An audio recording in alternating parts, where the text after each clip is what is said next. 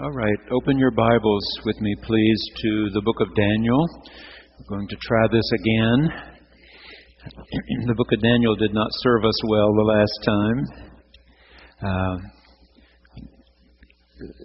I want you to turn with me to chapter 5, where we left off on February 6th.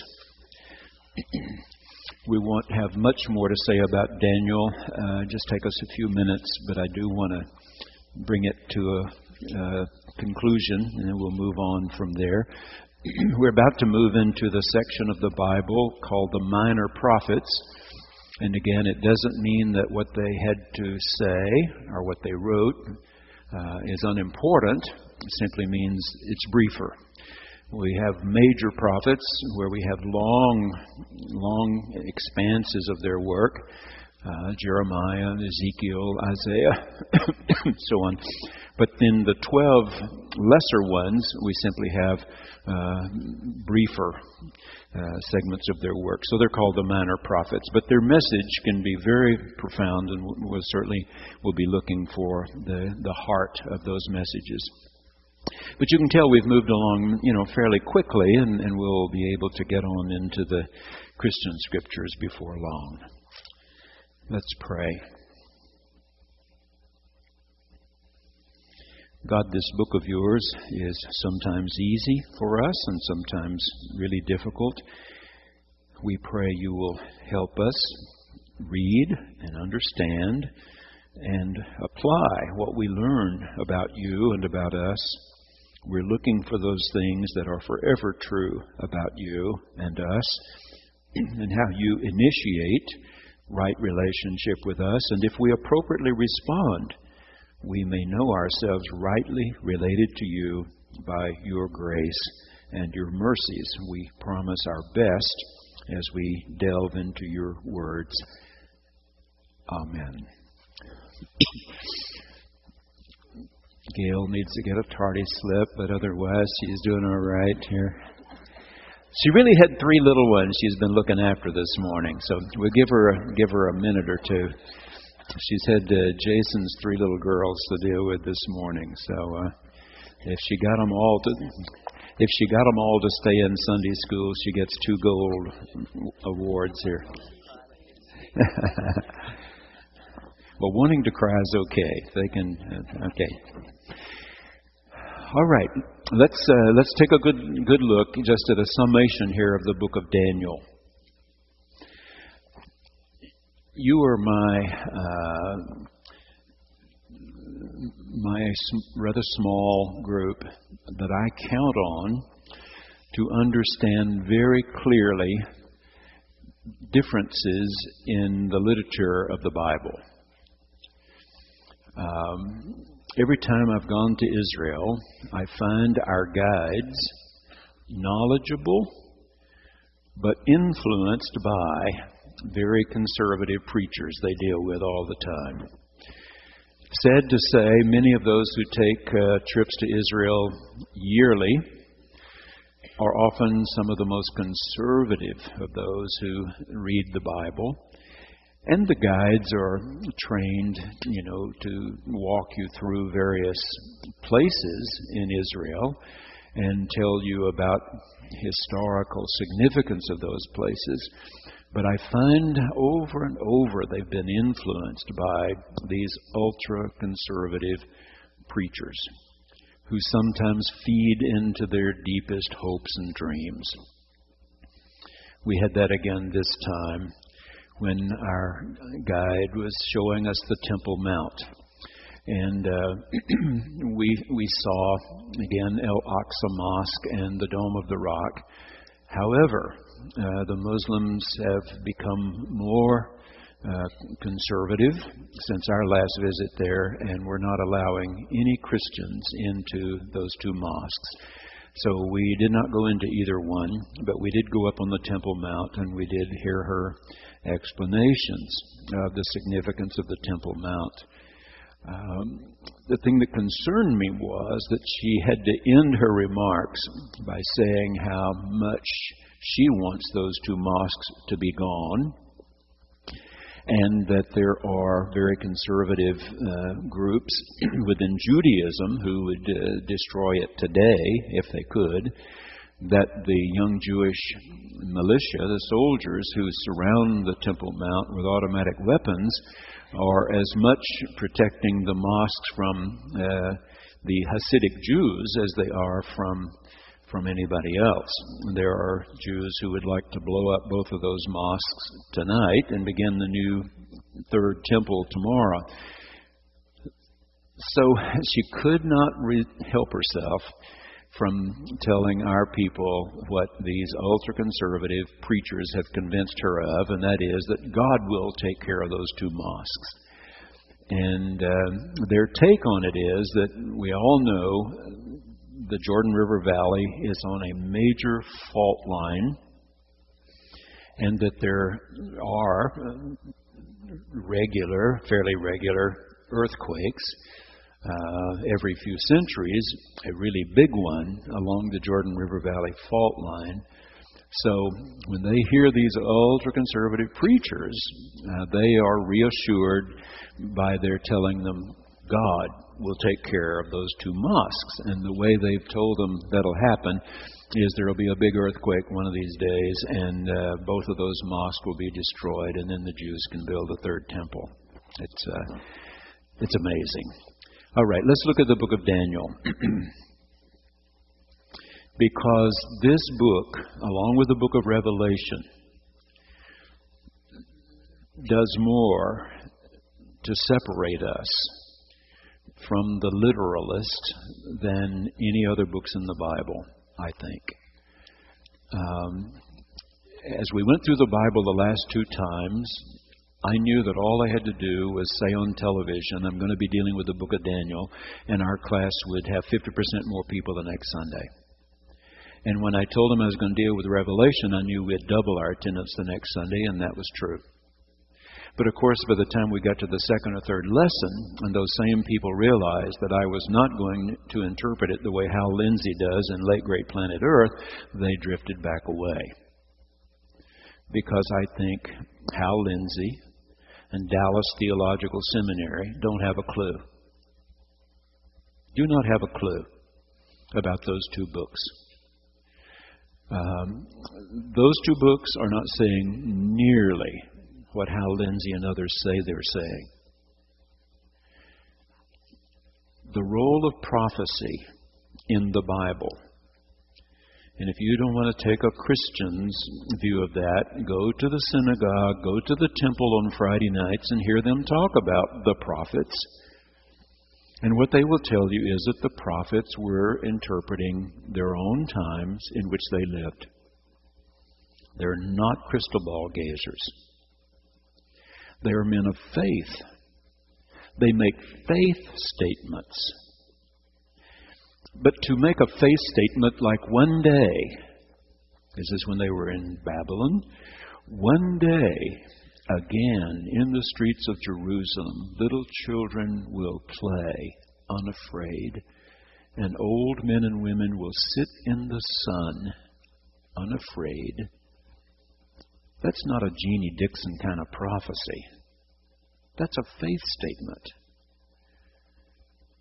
It means God will one day make things better. God will one day bring His kingdom on earth as it is in heaven. The big problem in our dealing with people who so misuse the book of Daniel is that they believe with all their hearts it is a book of prophecy, and that it was written at the time of the Persian domination of the Middle East, that is, in the 6th century, before the Common Era, and that it predicts very accurately what will happen the next 400 years. But if you were to borrow my English translation of the Hebrew Scriptures done by the rabbis, the Jewish Publication Society of America, their most recent rendering of their scriptures in English, you'll find the book of Daniel comes way late, right near the end of their scriptures. Because it was not written in the time of the Persians.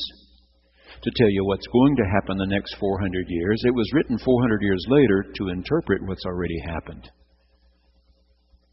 It was written at the time when the generals of Alexander the Great had carved up his conquered territories after his death and had then passed them down to their sons and grandsons, who were despicable folks,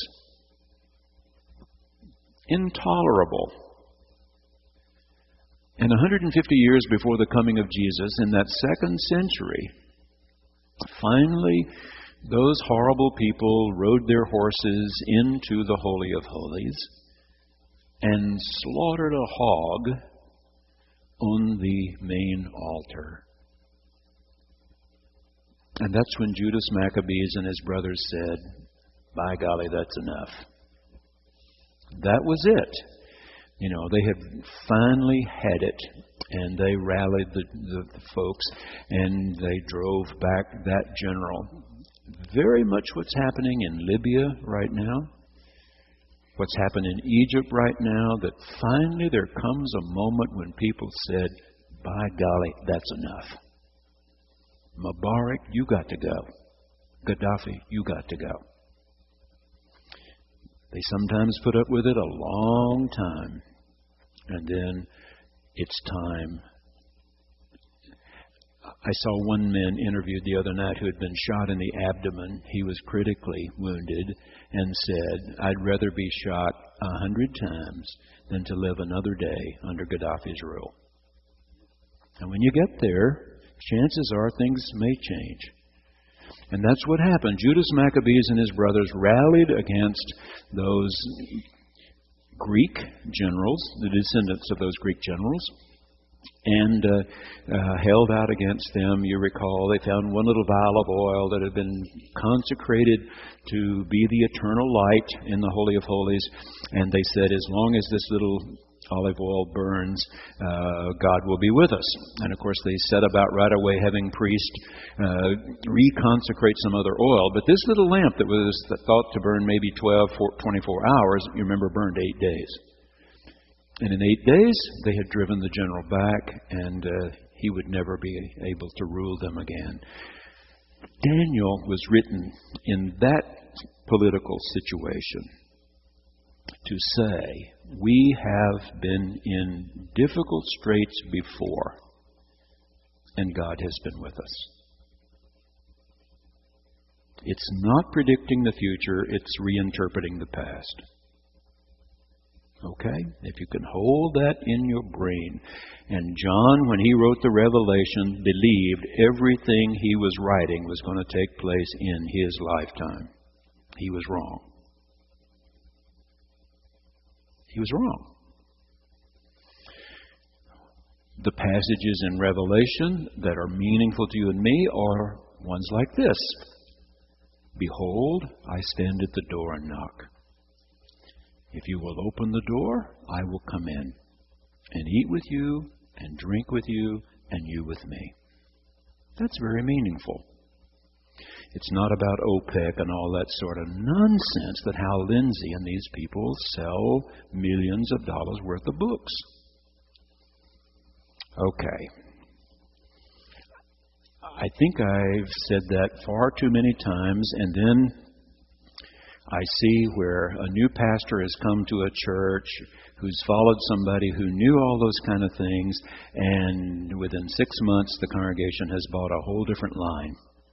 It's not always Methodist. It can be Presbyterian. It can be a Baptist. It can be a disciple that suddenly a congregation decides, oh, what he told us all those years, we like better what this new guy's telling us. And that worries me. It scares me. Because I know they're out there. Those pastors are out there. And they try to build their congregations out of fear, fear, fear. Come to me, I've got the answers. Instead of teaching love and grace and beauty and purpose and joy. Those kind of things. All right. So here's a story about how God was with us 400 years ago when we had great difficulties with Persians and Babylonians. Look at chapter 5, I know we read part of this, but I was interrupted that morning with a low blood sugar and we didn't get finished. So I want to go back to chapter 5 for just a moment. Verse 13. Daniel was brought in before the king. And the king said to Daniel, "So you are Daniel, one of the exiles of Judah, whom my father the king brought from Judah."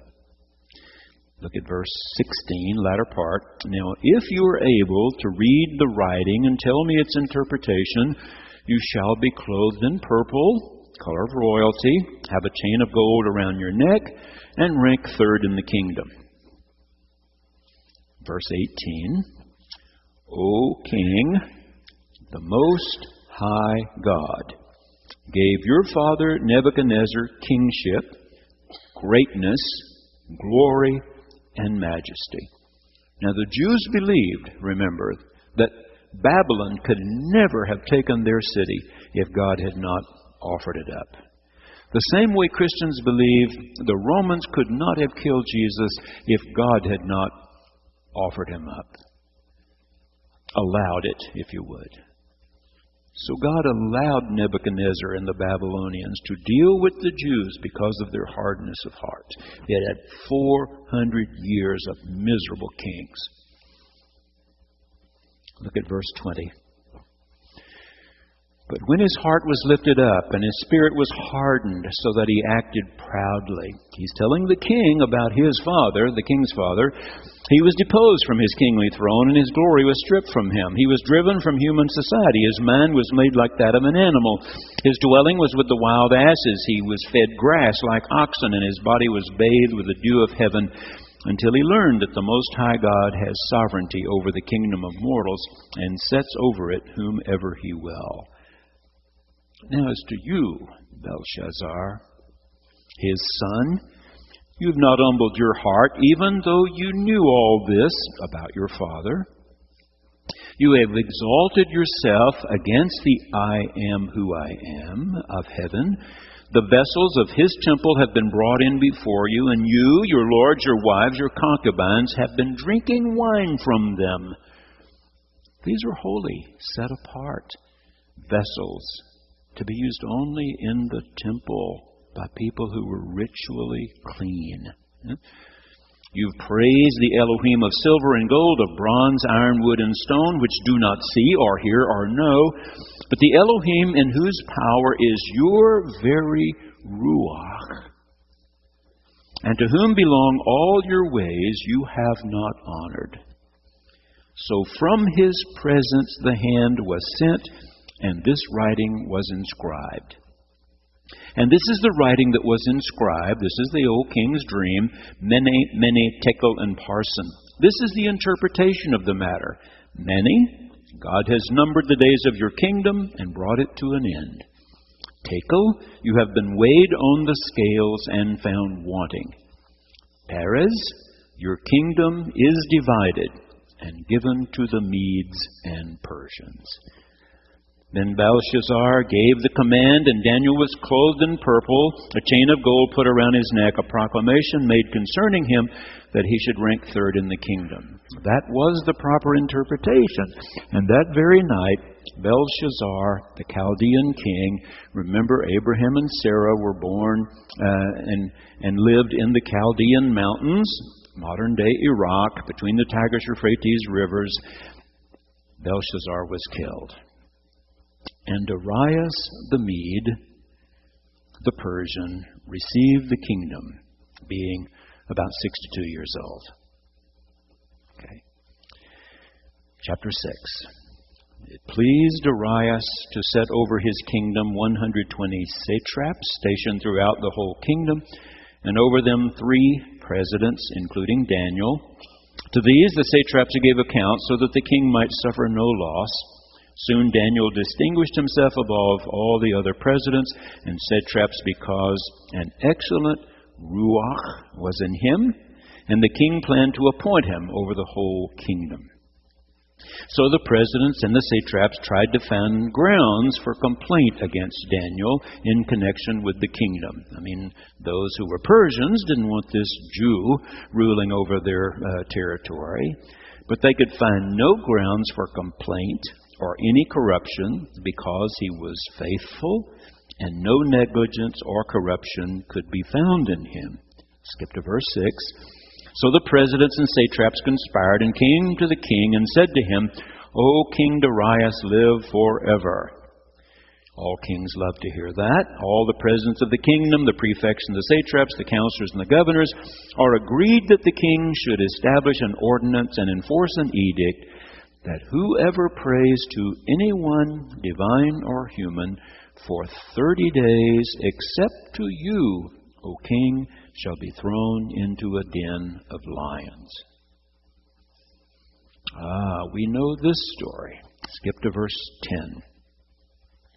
Although Daniel knew that the document had been signed, he continued to go to his house, which had windows in its upper room open toward Jerusalem, even though he's hundreds of miles away, of course, and to get down on his knees 3 times a day to pray to his Elohim and praise him, just as he had done previously. The conspirators came and found Daniel praying and seeking mercy before his Elohim. Verse 13, Then they responded to the king, Daniel, one of the exiles from Judah, pays no attention to you, O king, or to the interdict you have signed, for he is saying his prayers 3 times a day. Verse 16, Then the king gave the command, and Daniel was brought and thrown into the den of lions.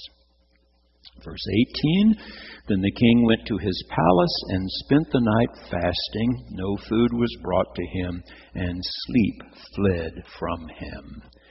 Then at break of day, the king got up and hurried to the den of lions. When he came near the den where Daniel was, he cried out anxiously to Daniel, O Daniel, servant of the living Elohim, has your Elohim, whom you faithfully serve, been able to deliver you from the lions? And Daniel then said to the king, O king, live forever. My Elohim sent his angel and shut the lions' mouths so that they would not hurt me, because I was found blameless before him. And also before you, O king, I've done no wrong. Then the king was exceedingly glad and commanded that Daniel be taken out of the den. So Daniel was taken up out of the den, and no kind of harm was found on him, because he had trusted in his Elohim. The king gave a command, and those who had accused Daniel were brought and thrown into the den of lions, they, their children, and their wives. And before they reached the bottom of the den, the lions overpowered them and broke all their bones in pieces. That's the meaning of the book of Daniel. We've had hard times before, and God saw us through. He will see us through this terrible time of the Greek generals. And that's all Daniel's about. Nothing more. It's not about OPEC. It's not about the Soviet Union or Russia or any such nonsense. Clear? Okay, let's go to Hosea. That is the message of Daniel. You can struggle with all those horned beings and everything else you want to. Play games with that if you want to. The message is, we've had hard times before. God saw us through. He'll see us through this time. Hosea, chapter 1. The word of the I am who I am that came to Hosea, son of Beeri, in the days of kings Uzziah, Jotham, Ahaz, and Hezekiah of Judah, and in the days of King Jeroboam, son of Joash of Israel. Okay, this is important because it places him within history. And I've been telling you about those primary dates. Don't know if I can find it easily here. If not, we can move on.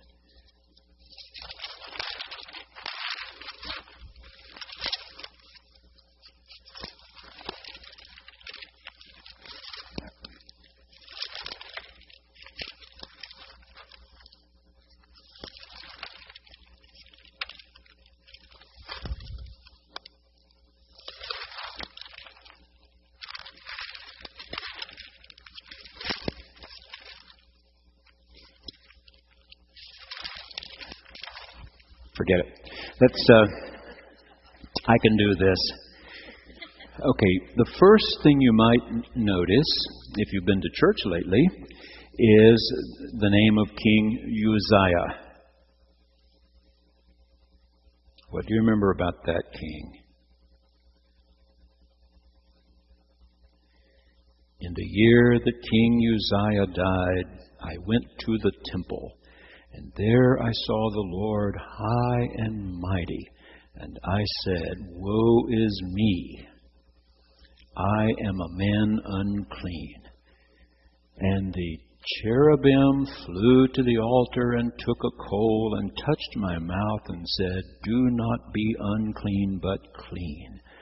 And I heard a voice asking, Who shall go for us? And I said, Here am I, send me. Isaiah and Hosea were contemporaries. Okay? They were contemporaries. Now, when was that? Uzziah died in 742. 20 years before, Assyria would absolutely destroy the 10 northern tribes in 722. So Hosea is living in a tumultuous period. Because 3 years before Uzziah died, in 742, a fellow named Tiglath-Pileser had come to the throne of Assyria. And he was capable. Mean and hateful, but capable.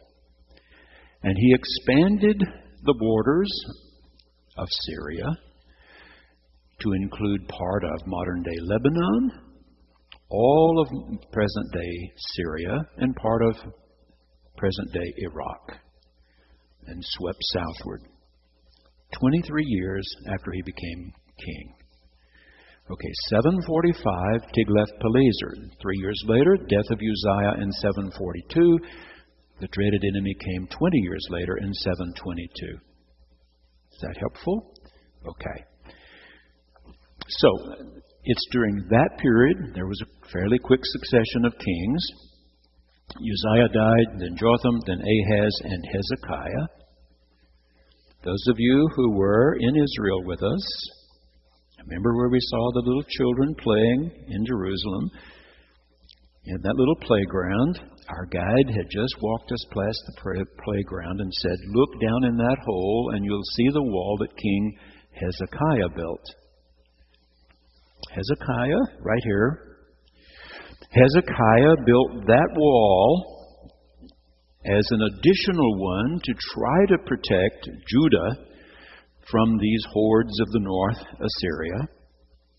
Hezekiah also saw to it that a new water shaft was created during his kingship, chiseled out of solid rock with hammer and chisel, one blow at a time, and that water tunnel going from the city of Jerusalem down to a major spring so that in case the siege came, they would have access to water. So Hezekiah built the wall. It's been uncovered after centuries and centuries and centuries. You can see it. Still below ground level because it got covered up so many times. So you're standing there looking at the wall and you're looking down on it. But that's Hezekiah's wall, and the tunnel is there as well, trying to protect Judah from these invading armies of Assyria. Okay. Not only are we told who the kings were in the south, remember Uzziah, Jotham, Ahaz, and Hezekiah in the south, but King Jeroboam in the north. Okay, Israel, the 10 northern tribes. Okay, that's when it was. 8th century, 700s before the Common Era. All right, let's take a look. Verse 2. When the I am who I am first spoke through Hosea, he said to Hosea, Go take for yourself a wife of whoredom and have children of whoredom, For the land commits great whoredom by forsaking the I am who I am.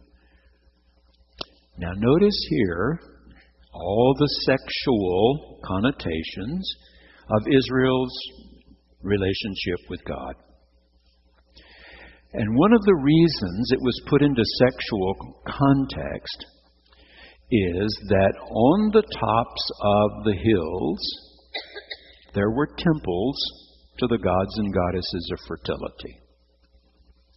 Again, if you want to have a clear picture of that in novel form, read James Michener's The Source. He will make that very dramatic for you. And he concluded that book while I was in seminary. And my professor said, James Michener has really done his work.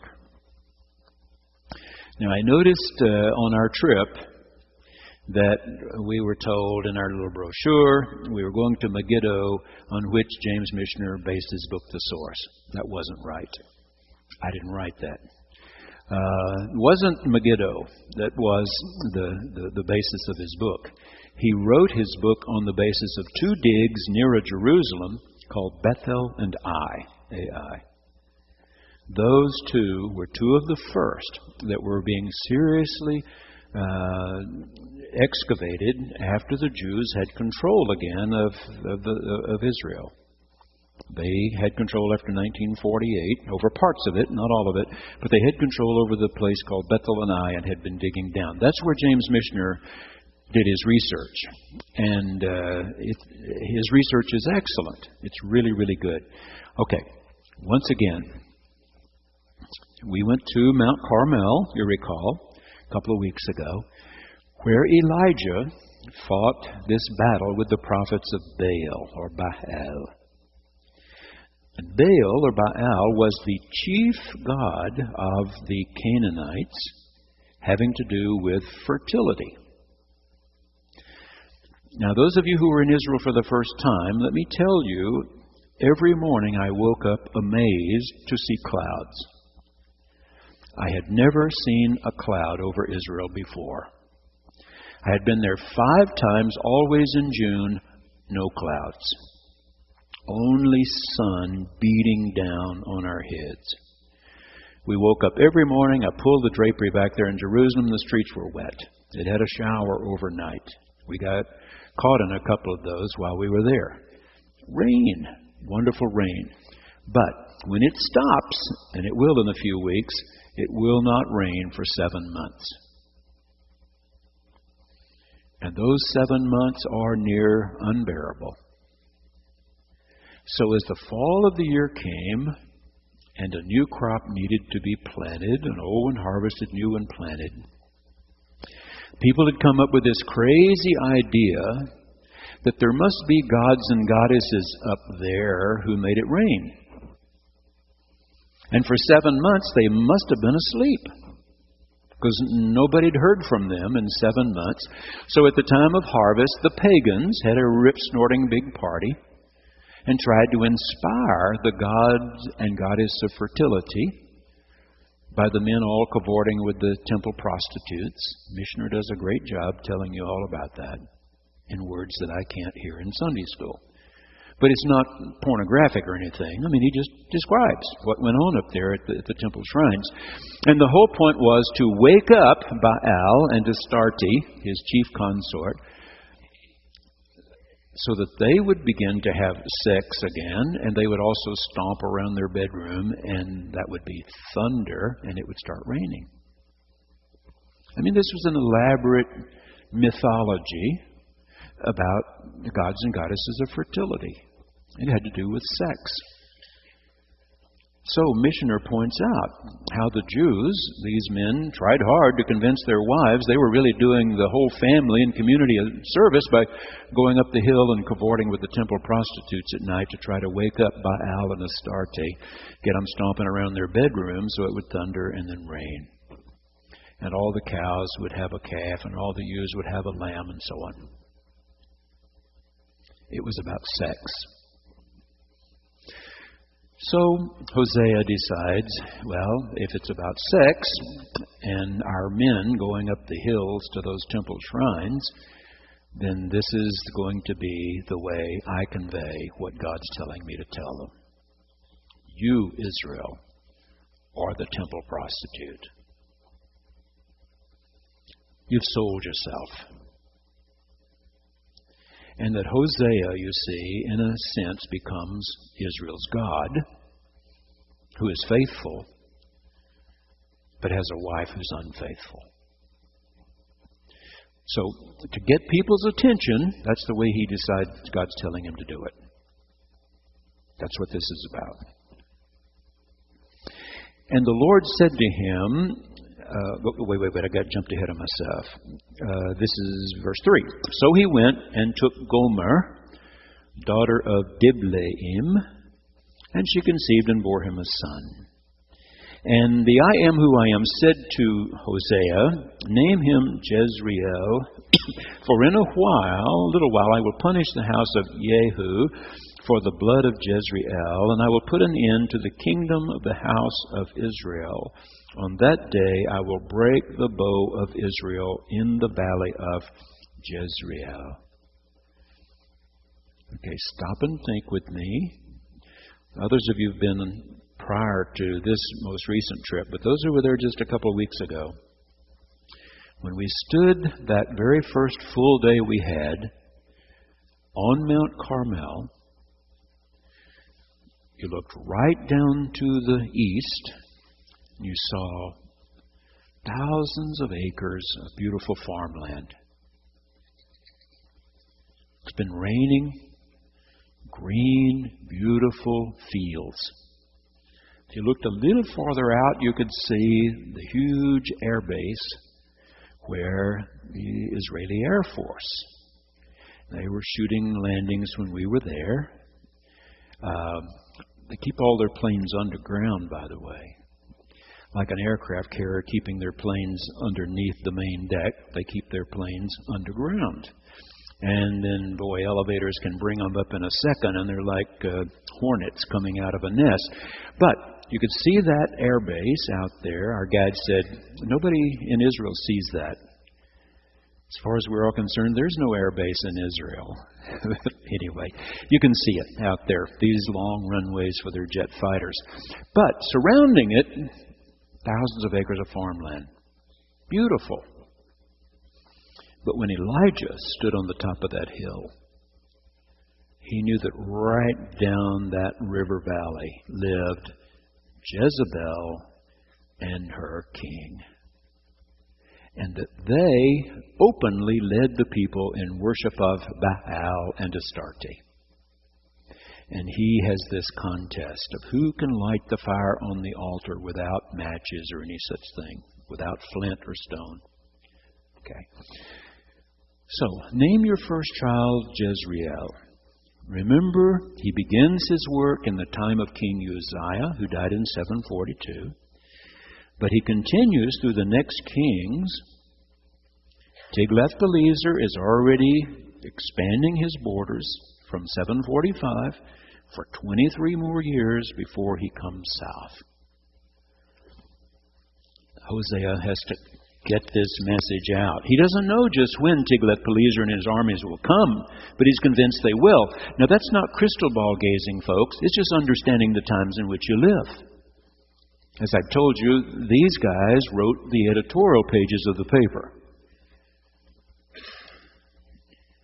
I read the editorials.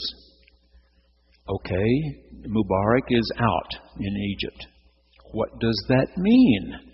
I read the editorials. Somebody's trying to explain what they think that's going to mean. All right. That's what the prophets did. So what does that mean? That Tiglath-Pileser is expanding his borders and growing bigger and stronger, bigger and stronger. Okay, so name this first child Jezreel, that fertile river valley where Jezebel and her king Ahab lived.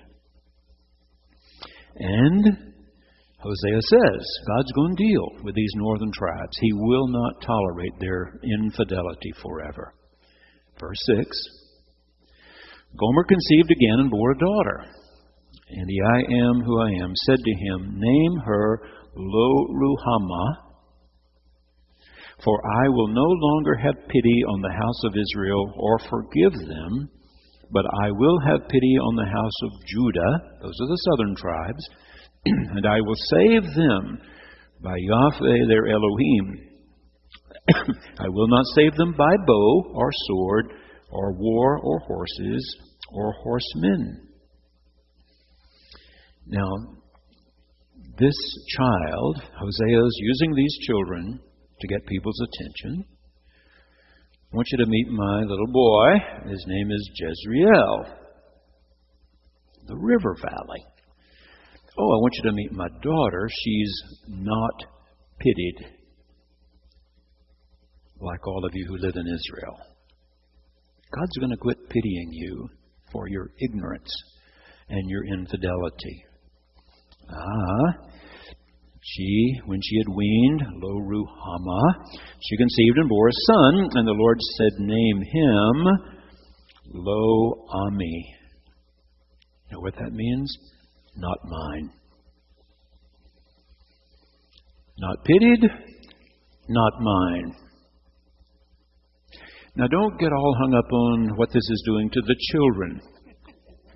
The message is, what's it doing to the people of Israel, to the northern tribes? Are they hearing any of this? Name him Lo-Ami, for you are not my people, and I am not your Elohim. Yet the number of the people of Israel shall be like the sand of the sea, which can be neither measured nor numbered. And in the place where it was said to them, You are not my people, it shall be said to them, Children of the living God. What that means is, God never withdraws hope. Doesn't withdraw hope. Seems to. Israel's going to be dealt with. But one day, you will be my children. You will be pitied. Jezreel will come back to me. But in the meantime, skip to verse 12. I will lay waste her vines and her fig trees, of which she said, These are my pay, which my lovers have given me. Okay, who are the lovers? Gods and goddesses of fertility. Vines mean grapes, figs, sweet fruit. To whom do you ascribe responsibility for the production of your crops? God is saying through Hosea, you say Baal makes the grapes grow and the figs ripen. Astarte makes the grapes grow and the figs ripen. That's what you say. So verse 13, I will punish her for the festival days of the Baals, when she offered incense to them, and decked herself with her ring and jewelry, and went after her lovers, and forgot me, says the I am who I am. Therefore, I will now allure her and bring her into the wilderness. Remember, Moses led the children in the desert 40 years while they became a people. Not just slaves out of Egypt, but a new community of faith. I need to get Israel back to the desert, where they know they have no figs, they have no grapes, they have no olives, and so on. The gods and goddesses of fertility have not taken care of them, maybe in the wilderness. So here again it's played out like a drama between a husband and a wife. Gomer has been putting on her rings and her jewelry and, selling herself. She looks like and acts like and has become a hooker. That's what Hosea is saying. That's you, Israel. Now, will you come away to the desert, and maybe we can rekindle our love. Come away from all your lovers. Let's see if there's a chance for you and me. God said, I will allure her, bring her into the wilderness, speak tenderly to her. From there I will give her vineyards and make the valley of Achor a door of hope. There she shall respond as in the days of her youth. There was a time when Israel loved me, as at the time when she came out of the land of Egypt. She knew I was the one that had saved her. On that day, says the I am who I am, you will call me my husband, and no longer will you call me my Baal. For I will remove the names of the Baals from her mouth, and they shall be mentioned by name no more. I will make for you a covenant on that day with the wild animals, the birds of the air, the creeping things of the ground, and I will abolish the bow, the sword, and war from the land, and I will make you lie down in safety. And I will take you for my wife forever. I will take you for my wife in righteousness and in justice, in chesed and in mercy. I will take you for my wife in emunah, faithfulness, and you shall know the I am who I am. On that day I will answer, says the I am who I am. I will answer the heavens, and they shall answer the earth, and the earth shall answer the grain, the wine, and the oil, and they shall answer Jezreel. And I will sow him for myself in the land, and I will have pity on the one not pitied. And I will say to the one not mine, you are mine. And he shall say, and you are my God. Isn't that a great message? It's a powerful message, painful if you're the unfaithful one, hopeful if there's any chance you would turn and return to the one true God. Let's go to chapter 11. We're just doing highlights this time, remember? Just highlights.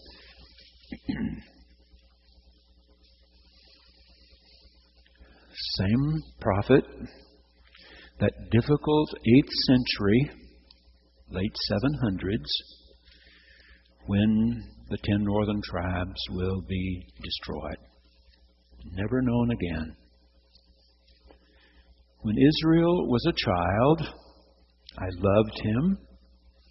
Now here Israel is spoken of as being a person, but of course it means the descendants of Israel. Because he's talking about coming out of Egypt, and Israel, remember that was the name given to Jacob at the Jabbok River. Tell me your name. My name is the grabber, Jacob. Well, how would you like to be Israel? All right, so by the time they come out of Egypt, Jacob's been gone 600 years. So it's not really talking about that person. It's talking about that person's descendants. When Israel was a child, I loved him. And out of Egypt, I called my son. But then it becomes plural. The more I called them, the more they went from me.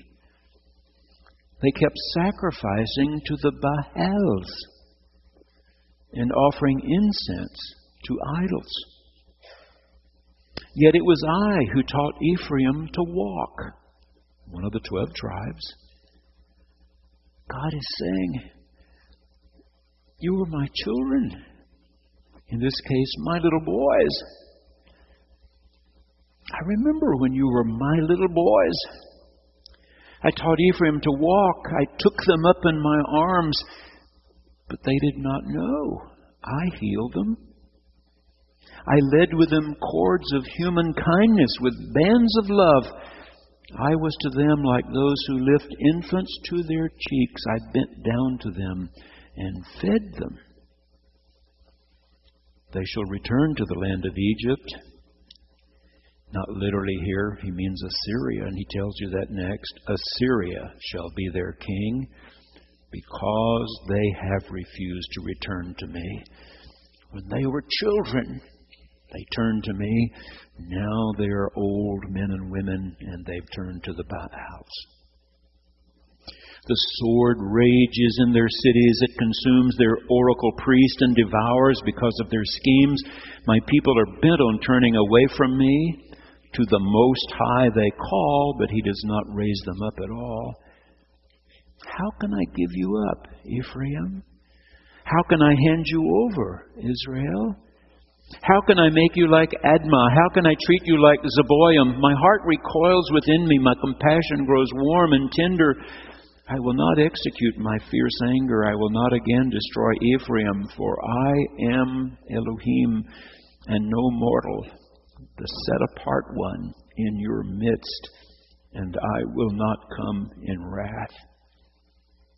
They shall go after the I am, who roars like a lion. When he roars, his children shall come trembling from the west. They shall come trembling like birds from Egypt, like doves from the land of Assyria, and I will return them to their homes, says the I am who I am.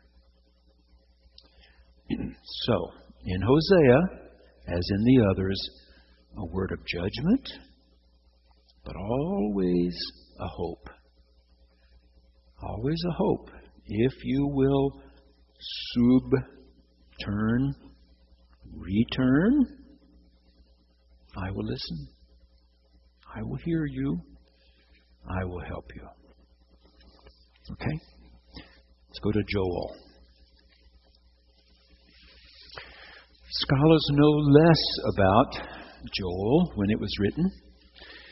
I have commentaries that try to make a case for Joel's work being done before the exile to Babylon.